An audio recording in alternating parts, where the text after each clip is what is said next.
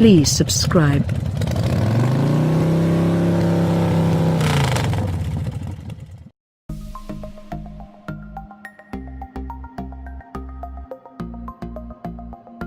There was a time when Aston Martin could barely manage to launch a new car every few years. It wasn't that long ago, yet the British brand has turned a big corner under the stewardship of Brit boss Andy Palmer.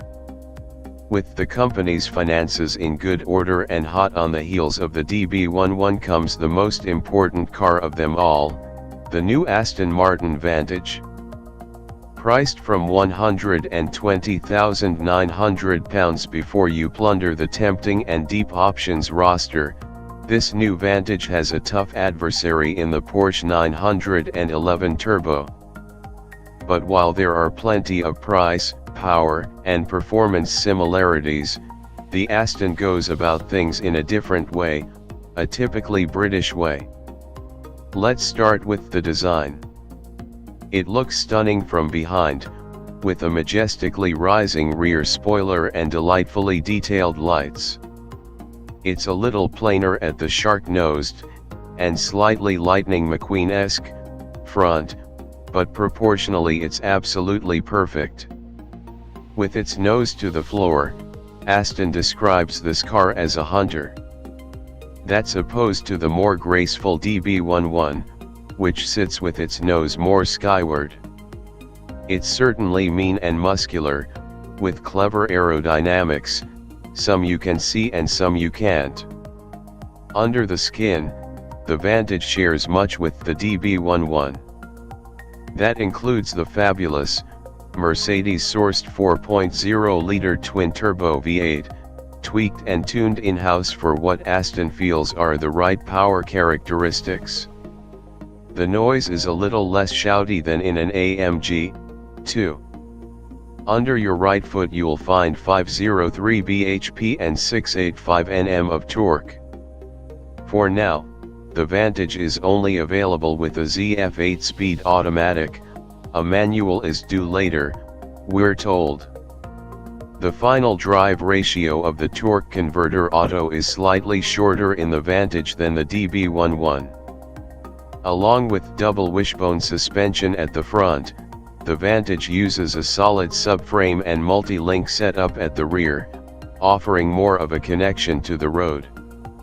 There's also an electronic differential, which, according to Aston's chief engineer Matt Becker, enabled him to tune the characteristics of the car to make it feel longer or shorter. Or in this case more playful and rewarding. Swing open the driver's door and you're invited to slip into the low-set sports seat and become cocooned in a cabin that answers many of the quality criticisms we had of early DB11s.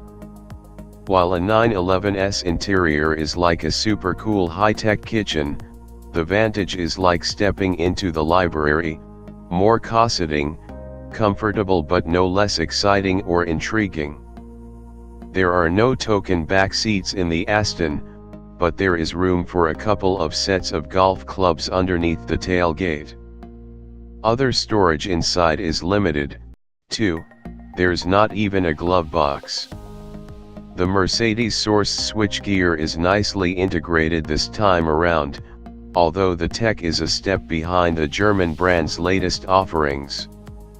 The driving position is spot on, though, with plenty of adjustment to make you feel totally connected to the controls.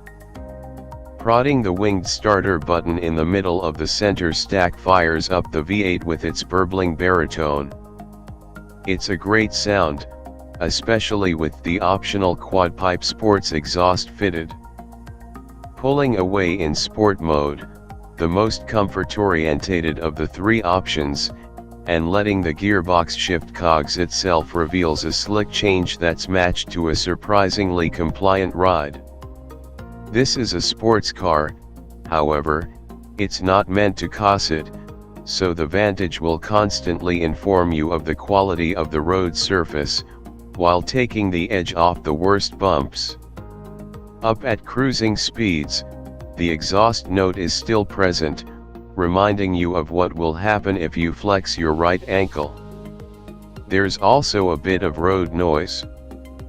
But if you want peace and quiet, buy a DB11, the Vantage is its brasher, more boisterous brother.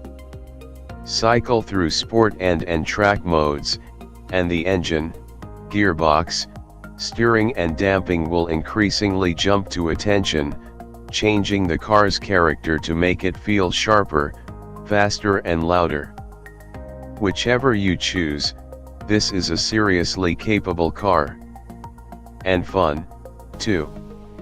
On the road, it provides confidence-inspiring handling with instant responses. The steering isn't 911 sharp, but that's no bad thing, it reacts how you expect, with a directness and weighting that makes you feel at home behind the wheel. The bespoke Pirelli P0 rubber provides a huge amount of grip, too, helping you to explore the car's extraordinary ability to change direction swiftly and flow from bend to bend. The standard steel brakes do a great job of scrubbing speed when you need to, while an optional carbon ceramic setup is available, and advisable if you plan to take your Vantage on track. We tried the car on Portugal's twisty Portimao circuit, and the Vantage excelled. In track mode with the traction control relaxed and the e-diff doing its finest, you can build up to a speed that you would previously have thought beyond your limits. Switch things off and the Vantage's playful character comes to the fore, letting you drift the car gently with enough lock in the steering to bring you back from frankly stupid angles.